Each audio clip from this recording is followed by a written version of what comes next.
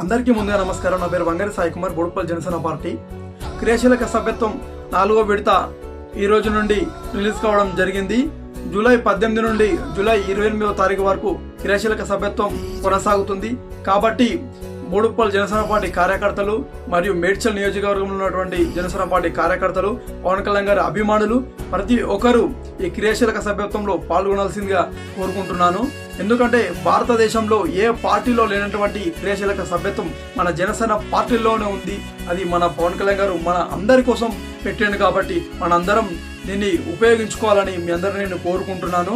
దీనివల్ల లాభం మనకి ఏంటంటే, మనకి జీవిత బీమా అని 5 లక్షల రూపాయల వరకు మనకి ఇన్సూరెన్స్ రావడం జరుగుతుంది.